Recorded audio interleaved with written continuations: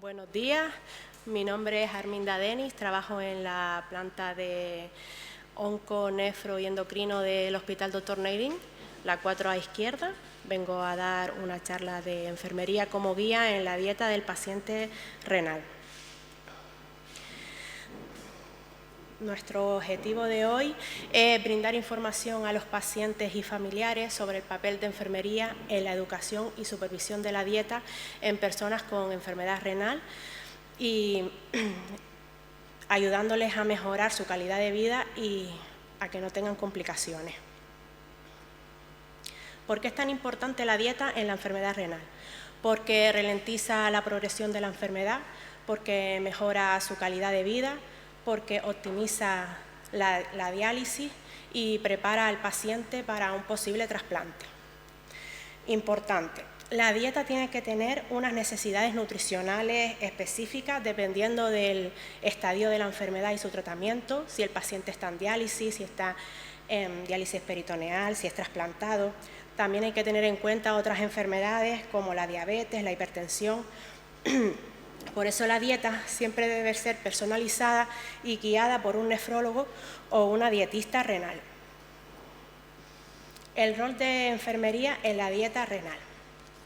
Nosotros vamos a hacer un puente de comunicación. Vamos a hacer un enlace vital entre el médico y el paciente para aquellas cosas complejas que el médico le traspasa al paciente, nosotros pasárselas a unos consejos prácticos y más aplicables al día a día. Vamos a ser unos educadores comprometidos. Tenemos que educar al paciente y a la familia para lograr una adherencia a la dieta y mejorar los resultados clínicos. Y tenemos que ser facilitadores del cambio, porque tenemos que adaptarnos a la realidad y a las posibilidades de cada familia. Los principios claves en la dieta renal.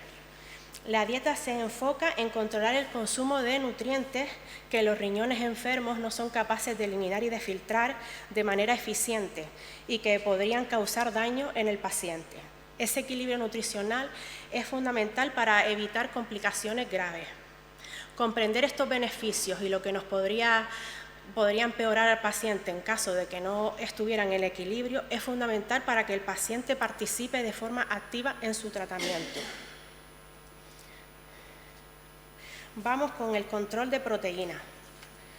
Consumir demasiada proteína en un paciente renal puede generar acumulación de desechos nitrogenados y eso hace que el paciente presente fatiga, confusión, una somnolencia severa, náuseas, disminución del apetito, pero una cantidad insuficiente también puede llevar al paciente a una desnutrición.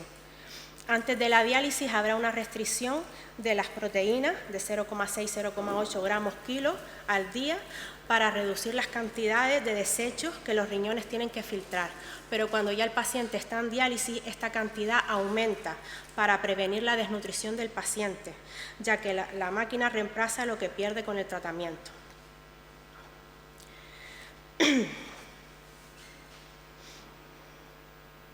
Las fuentes recomendadas de proteínas pues son de origen o biológico, carne magra, pescado, huevos, pequeñas cantidades de ternera. Ahora pasamos a la restricción de sodio. El principal componente es la sal de mesa. Un aumento de sodio en el paciente lo que le provoca son edemas en miembros inferiores, edemas de pulmón, hipertensión, insuficiencia cardíaca. Suele haber una restricción de 2 gramos día, lo que equivale a aproximadamente 5 gramos de sal. El exceso de sodio pues provoca lo que acabo de comentar. Hay que evitar la sal de mesa, las pastillas de caldo concentrados, las sopas de sobre, los embutidos, los ahumados, las conservas, las bebidas que tengan mucho gas y la bollería industrial. ¿Qué podemos hacer para darle sabor a las comidas? Pues especias naturales, pimentón, cúrcuma, orégano, hierbas aromáticas, romero, tomillo, albahaca, ajo, cebolla, limón y vinagre. Serían algunas recomendaciones. El potasio. El potasio es un mineral necesario para el funcionamiento del sistema nervioso y muscular. Pero ¿qué pasa cuando el potasio está elevado en sangre? Pues que aparece la hiperpotasemia, y eso que hace que el paciente empiece con hormigueos, con calambres musculares, con arritmias y hasta en casos graves con paradas cardíacas. Por eso hay que limitar o saber cómo cocinar los alimentos, porque el potasio se encuentra en la mayoría de las frutas, de las verduras, de las legumbres y de los frutos secos. Se puede comer en cantidades recomendables y combinándolas de forma adecuada y sabiendo cómo se preparan. La dosis del potasio siempre va a estar pautado en cuanto a los valores analíticos y en qué fase de la enfermedad se encuentra el paciente. Al ser un mineral soluble en agua, enseñamos a las familias a cómo se podría retirar el potasio de los alimentos haciendo una doble cocción o remojando el alimento en agua.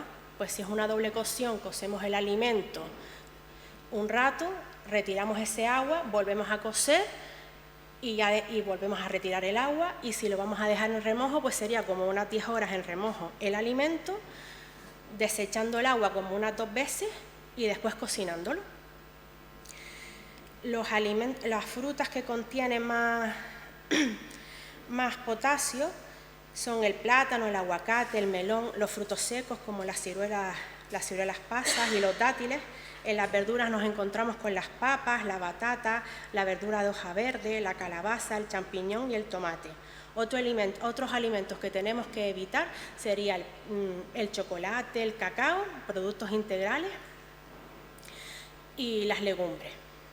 En el día a día del paciente pues podría comer una fruta fresca al día y otra pues cocinada o en almíbar, siempre retirando lo que es el líquido del almíbar.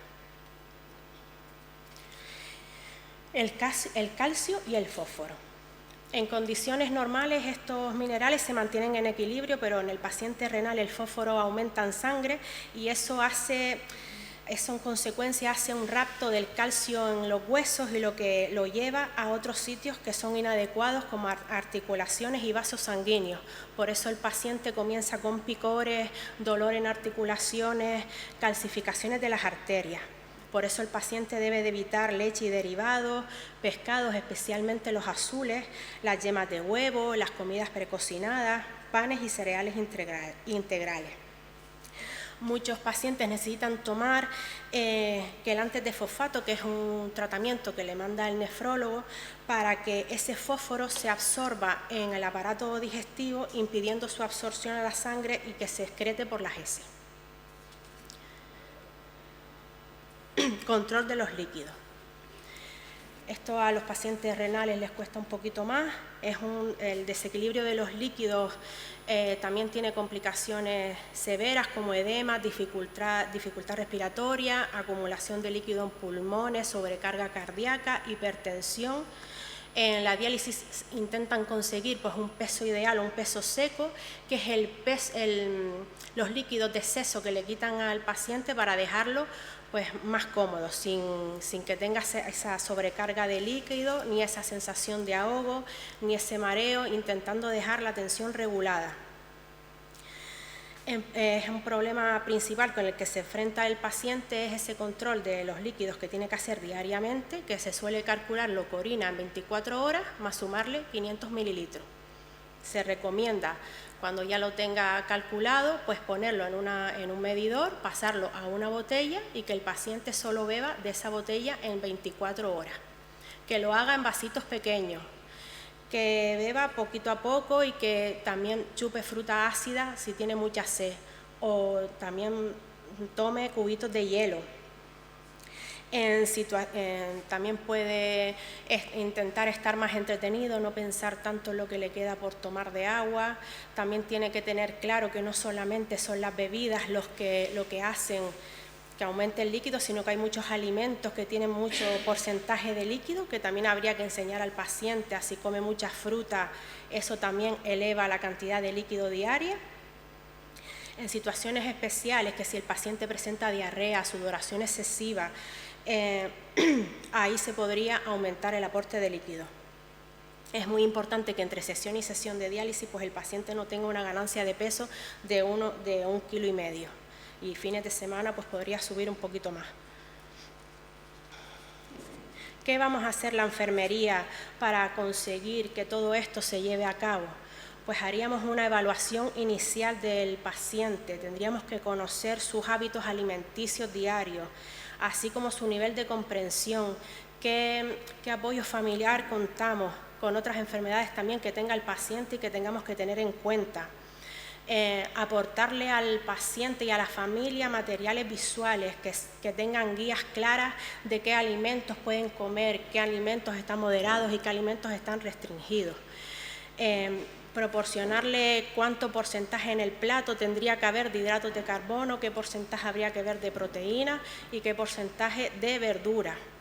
Que eso con la práctica se vería mucho mejor y los pacientes aprenderían más fácil. También sería importante hacer talleres con las familias y con los pacientes para que manipulen los alimentos, para que no tengan miedo en aprender a cocinar cosas nuevas. Para enseñarles también el manejo de los líquidos y darles una guía de cómo tienen que hacer para leer las etiquetas importantes cuando van a hacer la compra. Qué cosas tienen que tener en cuenta cuando van a comprar, como por ejemplo, pues la tabla nutricional y los ingredientes que aporta los alimentos. Pues hay que tener en la lista de ingredientes, mirar las palabras que empiecen por fos o pos, como fosfato cálcico, o los códigos que contengan la E338 y la E343. Esos alimentos tienen fósforo. También hay que buscar el potasio, y si no lo pone como tal, cloruro de potasio también aparece como sustituto de la sal, tener eso en cuenta en la lista de ingredientes. Y el sodio, buscar alimentos que tengan menos de 140 miligramos de sodio por porción. Y siempre mirar en la etiqueta que cuando pone cantidades por porción, porque si es por porción pero te vas a comer 2 porciones o 3 porciones, pues tendrás que multiplicar la cantidad que hay por las porciones que te vas a comer, porque si no nos estamos excediendo. Esto sería un semáforo, que le llamamos semáforo porque la luz verde sería los alimentos que puede tomar el paciente como cantidad libre, que son aptos para él. La luz amarilla, aquellos que podría tomar con un consumo limitado de frutas, verduras, lácteos, proteínas, panes y cereales. Y la luz roja, aquellos que el paciente debería de no comer, ¿vale? Entonces sería como una guía para proporcionarle al paciente y a la familia. También otra ayuda que le podíamos dar al paciente sería pues las aplicaciones móviles, que siempre guiadas por supervisión médica, pues también ayudan al paciente metiendo cuáles son sus restricciones de líquidos y cuáles son sus restricciones de minerales y los datos que él tiene, pues estas aplicaciones le sirven de herramienta para generar recetas, para hacer menús, para el control de los líquidos, y les ayudan de una forma como más amena. Esto sería un menú semanal de luz verde, un ejemplo práctico. Pues lunes, una tostadita de pan blanco con aceite de oliva, media mañana la manzana, un almuerzo la proteína de pechuga de pollo con un arroz y una verdura al vapor. Que tenemos que tener en cuenta que la verdura al vapor y al microondas no pierden potasio. La verdura siempre, si queremos reducir el potasio, hay que ponerla en remojo o hacerle la doble cocción. La merienda sería el yogur desnatado y la cena pues otra proteína de pescado blanco con su verdura cocida. Esto sería otro ejemplo que le podríamos dar al paciente y a la familia para que fueran guiándose. Y como última recomendación, pues siempre es importante que tenga la familia y el paciente un apoyo continuo, porque la familia es nuestro pilar y los seres queridos para la preparación y la planificación de las comidas, y para que todo eso se adhiera, ¿sabes? Que haya un compromiso. Es más fácil contar con ellos para que nos ayuden a hacer las comidas. Tiene que haber un diálogo constante, tenemos que fomentar un espacio abierto y un espacio de confianza donde la familia y los pacientes nos digan, pues esto lo veo un coñazo, aquí veo un problema, a mí me cuesta más esta dieta, no sé cómo hacer esto, pues tenemos que crear un ambiente de confianza para poder darle soluciones a lo que ellos ven como un problema. Y tiene que haber una supervisión profesional.